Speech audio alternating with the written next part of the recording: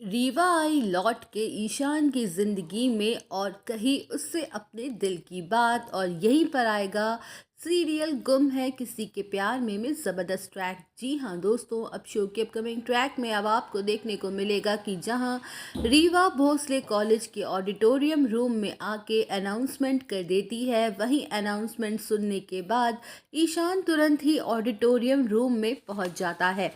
जहां ईशान को देखते ही रीवा दौड़ के उसके गले से लग जाती है और कहती है, आई लव यू ईशान, मैं तुम्हारे बिना जी नहीं सकती। वहीं रीवा की बातें सुनकर ईशान अपने गुस्से पर कंट्रोल नहीं रख पाता है और रीवा को खुद से दूर करने के लिए उसे पीछे की तरफ धक्का दे देता है और कहता है कि वाह क्या कमाल का प्यार है तुम्हारा रीवा, जब चाहा अपना लिया, जब चाहा लात मार दी। बट अब मैं तुम्हें एक बात क्लियर कर दूं कि अब मैं पुराना वाला ईशान नहीं रहा। मैं तुमसे प्यार नहीं करता और ना मेरे दिल में अब तुम्हारे लिए कोई फीलिंग्स बची हैं।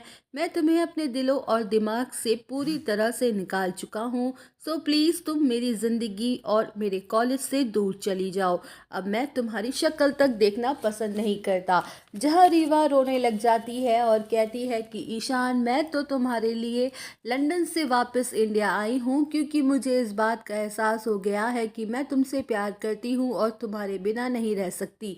वही ईशान क्लासरूम में नहीं पहुँचता है तो सभी उसे ढूंढने के लिए निकल पड़ती है क्योंकि ईशान सर ने कभी अपना लेक्चर मिस नहीं किया। फिर आज क्या बात हो गई, जहाँ सभी जैसे ही ऑडिटोरियम रूम से गुजर रही होती है तो वो ईशान की आवाज़ सुन लेती है और जैसे ही वो दरवाजे को खोल के देखती है कि तभी ईशान सभी का हाथ पकड़ के उसे रीवा के सामने लाके खड़ा कर देता है और कहता है कि देखो, ये है वो लड़की जिसकी वजह से मैंने दोबारा हंसना और जीना सीखा है।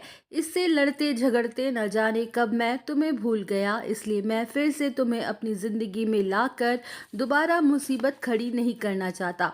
वहीं सभी शॉक्ड हो जाती है, उसे कुछ समझ नहीं आ रहा होता कि आखिर ये चल क्या रहा है और इन दोनों में क्या रिश्ता है। वही रीवा कहती हुई नजर आएगी कि ईशान, लेकिन हम दोनों तो एक दूसरे से प्यार करते हैं ना। जहां ईशान कह देगा कि हाँ, मैं पहले तुमसे प्यार करता था लेकिन अब नहीं करता, चाहे तुम मानो या ना मानो पर मैं झूठ नहीं बोलता।